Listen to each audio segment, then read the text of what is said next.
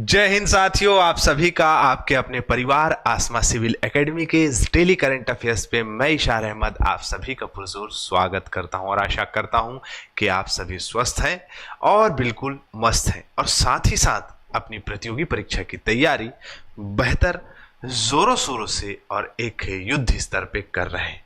मेरे प्रिय साथियों, आज हम पढ़ेंगे 4 दिसंबर के इम्पॉर्टेंट करंट अफेयर्स जो कि हमारे एग्जाम के लिए बहुत ही ज़्यादा महत्वपूर्ण है। तो वीडियो में शुरू से अंत तक बने रहें और अगर चैनल में नए हैं तो चैनल को सब्सक्राइब कर लें और पहले से अगर इस चैनल में हैं तो मेरे प्रिय साथियों इस वीडियो को शेयर ज़रूर करिएगा। ठीक है, चलिए अपना सत्र प्रारंभ करते हैं। आज की पॉजिटिविटी है, हर सुबह सूरज की पहली किरण हमें सिखाती है कि रोशनी कभी हार नहीं मानती।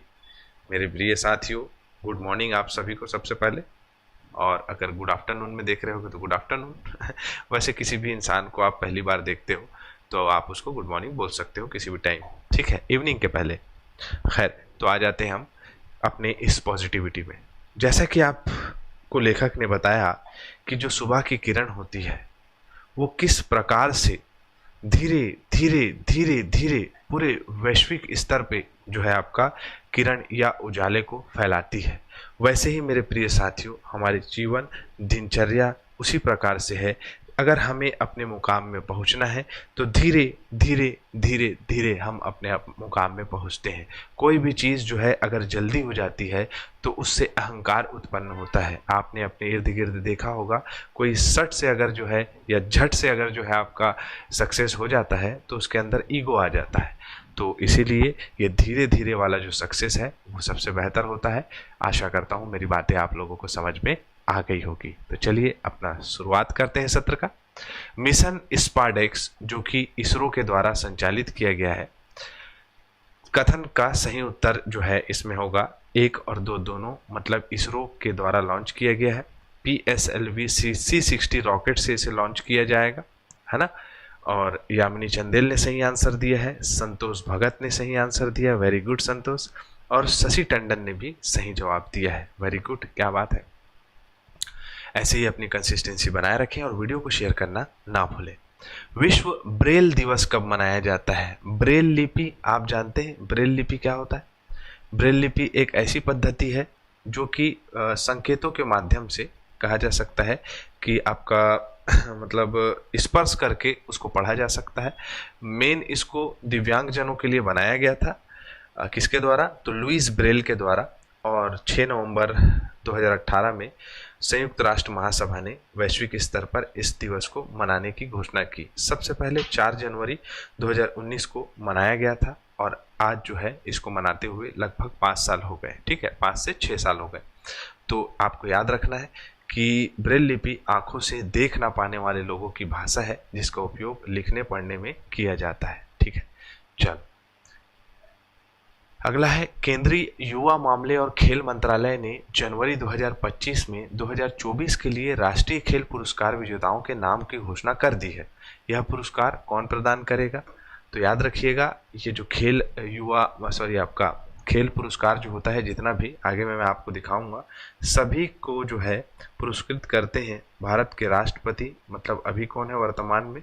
श्रीमती द्रौपदी मुर्मू जी, ठीक है। तो ये प्रदान करेंगी 2024 का खेल रत्न पुरस्कार, जिसमें आप देख सकते हैं कौन कौन से खेल पुरस्कार हैं। ध्यानचंद, मेजर ध्यानचंद खेल रत्न पुरस्कार, अर्जुन पुरस्कार, द्रोणाचार्य पुरस्कार, है ना। उसके बाद मौलाना अबुल कलाम आजाद ट्रॉफी, राष्ट्रीय खेल प्रोत्साहन पुरस्कार, ये सभी पुरस्कार इसमें शामिल है, जो कि कुछ इस प्रकार से है, खिलाड़ी एवं उनके नाम। जैसे कि आप देख सकते हैं, मेजर ध्यान खेल रत्न पुरस्कार जो है गुकेश डी शतरंज में दिया जाएगा, हरमनप्रीत सिंह जो है वो आपके हॉकी में दिया जाएगा, है ना, सॉरी हरमनप्रीत सिंह हॉकी में, प्रवीण कुमार पैरा एथलेटिक्स है, मनु भाकर निशानेबाजी में। तो ये प्रमुख आपके मेजर ध्यानचंद खेल रत्न पुरस्कार है, ये प्रदान किया जाएगा इन खिलाड़ियों को। और अर्जुन पुरस्कार सुच्चा सिंह है एथलेटिक्स, है ना, मुरलीकांत पेटकर है पैरा स्विमिंग में दिया जाएगा। द्रोणाचार्य पुरस्कार दिया जाएगा पैरा शूटिंग में सुभाष राणा जी को। दीपाली देश पांडे शूटिंग में के क्षेत्र में दिया जाएगा। संदीप संगवाग को हॉकी में दिया जाएगा, है ना। आजीवन श्रेणी में बैडमिंटन में एस मुरलीधरन, है ना, आर्मांडो कोलाको, फुटबॉल में दिया जाएगा इन्हें राष्ट्रीय खेल प्रोत्साहन पुरस्कार, physical education foundation of India को दिया जाएगा, है ना। मौलाना अबुल कलाम आज़ाद ट्रॉफी, ये चंडीगढ़ विश्वविद्यालय कुल विजेता विश्वविद्यालय को दिया जाएगा, है ना। प्रथम रनर अप विश्वविद्यालय लवली प्रोफेशनल विश्वविद्यालय को दिया जाएगा, द्वितीय रनर अप विश्वविद्यालय गुरु नानक देव विश्वविद्यालय अमृतसर को दिया जाएगा। तो ये अलग अलग पुरस्कार है, ऐसे ही वितरित किए जाएंगे। तो ये करंट अफेयर के पीडीएफ में आप प्रॉपर इसको नोट बना लें, ताकि आगे आने वाले एग्जाम में ये प्रश्न अगर पूछेगा तो आपसे छूटे ना, ठीक है। हाल ही में किस राज्य में 15 दिवसीय छात्रों के बीच पठन अभियान शुरू किया गया है? तो किसके द्वारा किया जाए? ये बहुत अच्छी पहल है मेरे प्रिय साथियों, महाराष्ट्र सरकार के द्वारा इसे चालू किया गया है। छात्रों के बीच पठन अभियान होगा क्या? इसमें एक व्यक्ति होगा या एक पाठक होगा और सभी बच्चे जो है आसपास में बैठ के इसको सुनेंगे और साथ ही साथ मोबाइल के माध्यम से, टैबलेट के माध्यम से एक व्यक्ति इनको पढ़ा के सुनाएगा। पढ़ने की क्षमता में विकास के लिए इस कार्य को स्टार्ट किया गया है। जैसे कि आप सभी जानते हैं कि आज की डेट में पुस्तकों को कम पढ़ता है व्यक्ति, और यूट्यूब और व्हाट्सएप और फेसबुक यूनिवर्सिटी ये सबसे ज़्यादा जानकारी प्राप्त करता है।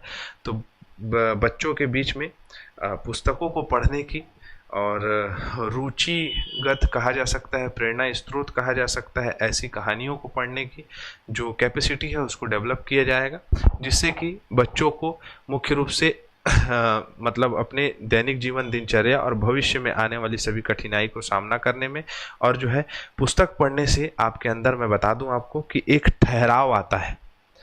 आप जितना पुस्तक पढ़ेंगे उतना आपके अंदर ठहराव आएगा, और जितना आपके अंदर ठहराव आएगा आपकी निर्णयन क्षमता उतनी बेहतर होते जाएगी।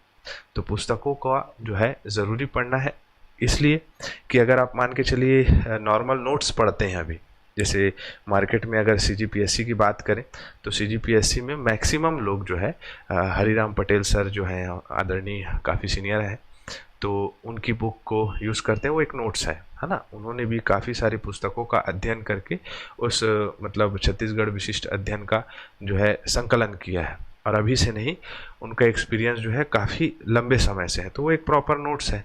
लेकिन उसको पढ़ने के साथ साथ हमें ऐसी पुस्तकों को भी पढ़ना चाहिए जो कि हमारे बौद्धिक विकास में जो है सहायक हो।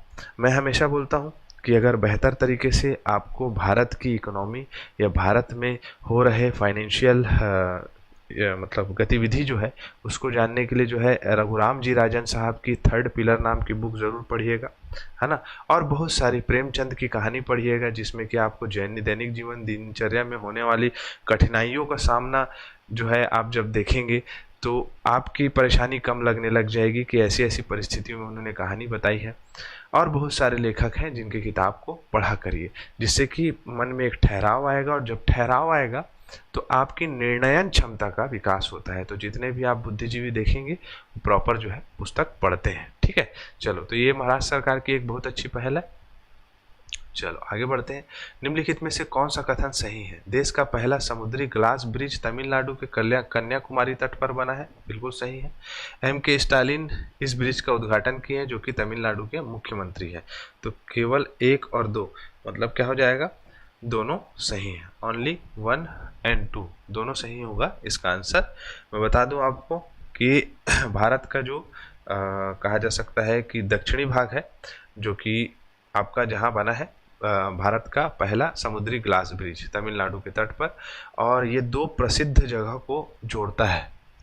133 फीट ऊंची, यहां से देखो, ये ब्रिज 2 प्रसिद्ध स्मारकों को जोड़ता है। पहला है विवेकानंद रॉक मेमोरियल, और तिरुवल्लुर की 133 फीट प्रतिमा को जोड़ता है ना। 77 मीटर ये लंबा है और 10 मीटर चौड़ा है, और बहुत ही अच्छा कहा जा सकता है। विवेकानंद स्मारक की बात करें तो 1970 में बना है। कहा जाता है कि विवेकानंद जी ने यहाँ 3 दिन तक के जो है अपना ध्यान के लिए यहाँ बैठे थे, है ना। और ये ऐसा बना है, धनुषा आकार का आर्च ग्लास ब्रिज ऐसे बना है, जिससे कि तेज चलने वाली जो हवाएं हैं उससे इसको प्रभाव नहीं पड़ेगा, क्योंकि समुद्री क्षेत्र में काफ़ी तेज हवा चलती है। ठीक, चले आगे। तमिलनाडु में बना है। हाल ही में भारत में निर्मित महाराष्ट्र का पहला सर्जिकल रोबोट खालिस्तान में स्थापित किया गया है। तो कहाँ किया गया है भाई? तो आप सभी को पता होना चाहिए कि नोबल अस्पताल और अनुसंधान केंद्र, Noble hospital and research centre Pune में इसे स्थापित किया गया। अब इसके माध्यम से क्या होगा? पहला है, ये पहला सर्जिकल रोबोट है ना। अब बाकी छोटे छोटे सर्जिकल रोबोट्स होते थे, लेकिन इसको जो है काफ़ी व्यापक रूप से बनाया गया है, देख सकते हैं आप। इससे आसानी से किसी भी इंसान का ट्रीटमेंट किया जाएगा, ऑपरेशन किया जाएगा, जो कि प्रॉपर जो है कहा जा सकता है टेक्नोलॉजिकली बनाया गया है और अलग अलग डायमेंशन में अलग अलग तरीके से वर्क करेगा सर्जिकल रोबोट, है ना। रोबोटिक सर्जरी की बात करें तो डॉक्टर द्वारा रोबोटिक भुजाओं का उपयोग करके ये सर्जरी किया जाता है। ठीक है, चलो अगला प्रश्न है, थोक मूल्य सूचकांक के आधार पर वर्ष को संशोधित करने के लिए भारत सरकार द्वारा गठित समिति का अध्यक्ष कौन है? तो कौन है? इनका नाम है प्रोफेसर रमेश चंद। क्या नाम है? रमेश चंद। रमेश चंद जी को होलसेल प्राइस इंडेक्स का जो है कहा जा सकता है नहीं भाई, थोक मूल्य सूचकांक के आधार वर्ष को संशोधित करने के लिए क्या बनाया गया है? अध्यक्ष बनाया गया है। क्लियर, चले आगे। नीति आयोग का एक पैनल है जो कि, क्षमा चाहूँगा, नीति आयोग के ये प्रोफेसर मतलब सदस्य रह चुके हैं। क्या नाम है इनका? प्रोफेसर रमेश चंद। और इसके अध्यक्ष बनने का कारण क्या है? तो जितने भी मूल्य निर्धारण से संबंधित जो गतिविधियां हैं, प्रावधान है, लाइक अगर आपका थोक में किस वस्तुओं को किस रेट में बेचना है, ये किस रेट में होना चाहिए, सरकार जो आपका मूल्य निर्धारित करेगी, तो उन सभी कार्यों का ये समिति जो है क्या करेगी? पूरे तरीके से आकलन करेगी और उसके लिए नियमावली तैयार करेगी। तो उस जो है आपके मतलब कहा जा सकता है थोक मूल्य सूचकांक के आधार पर संशोधन करने के साथ साथ मौजूदा WPI के उत्पादक मूल्य सूचकांक में संक्रमण के लिए रोड मैप तैयार करने के लिए यह समूह का गठन किया गया है। ठीक है, तो इसके अध्यक्ष कौन है? रमेश चंद। क्लियर। नीति आयोग 1 जनवरी 2015 को बना। योजना आयोग नाम था, नई दिल्ली में मुख्यालय है, नरेंद्र मोदी जी इसके क्या है? अध्यक्ष है। ठीक है, ये प्रमुख प्रावधान है, इसको पढ़िएगा। चलो, हाल ही में किस वन्यजीव अभ्यारण्य के आसपास के क्षेत्रों में एंटी डिप्रेशन स्क्वाड की शुरुआत की गई है? तो पोबीतोरा वन्यजीव अभ्यारण्य कहाँ है? तो असम में है। असम के क्षेत्र में ये एंटी डिप्रेशन स्क्वाड्स बनाया गया है, जो कि आसपास के जो स्थानीय लोग हैं उनको जंगली जीव जंतु से प्रोटेक्शन के लिए और जंगली जीव जंतुओं को जंगली क्षेत्र में रहने के लिए प्रॉपर ये स्क्वाड तैयार किया गया है, जो कि ADS के नाम से जाना जाता है, एंटी डिप्रेशन स्क्वाड। ठीक है, वन्य जीव अभ्यारण्य के सीमांत क्षेत्रों में मानव पशु संघर्ष को रोकना, किसानों को कृषि भूमि की रक्षा करना, जंगली जानवरों के कारण होने वाले जान माल को नुकसान कम होना, इसका मुख्य उद्देश्य है। ठीक है, चले आगे। चलो, हाल ही में ब्लिंकिट ने निम्नलिखित में से कहाँ 10 मिनट में एम्बुलेंस सेवा शुरू की है? तो कहाँ की है? गुरुग्राम में। ये ऐप बनाया है ब्लिंकिंग ने। 10 मिनट के अंतर्गत जो है अब क्या है? एम्बुलेंस मिल जाएगा मोबाइल ऐप के माध्यम से। ब्लिंकिंग एम्बुलेंस, ब्लिंकिट है ना। ऐसे स्क्वाड जो है प्रॉपर आपके पास आ जाएंगे।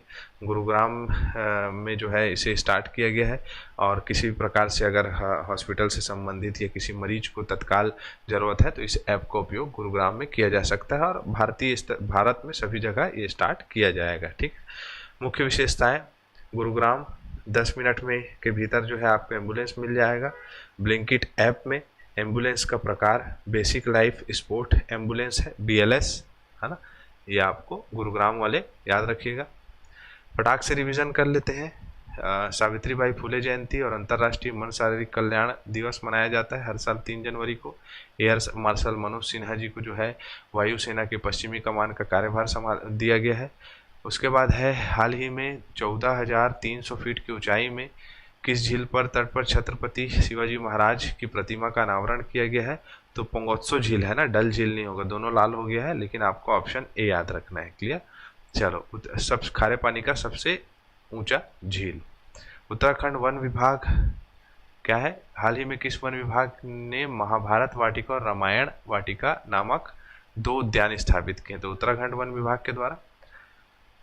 निम्नलिखित में से भारतीय विशिष्ट पहचान प्राधिकरण मतलब आधार कार्ड और बाकी जितने भी पहचान पत्र से संबंधित संस्थान का सीईओ नियुक्त किया है? तो भुवनेश्वर कुमार जी को। मनीष सिंघल जी भारतीय वन्यजीव उद्योग मंडल के अपना नया महासचिव नियुक्त किया गया है। गतिशील भूजल संसाधन आकलन रिपोर्ट के अनुसार देश के भूजल पुनर्भरण में कितनी क्यूबिक मीटर की वृद्धि हुई है? 15 मिलियन क्यूबिक मीटर।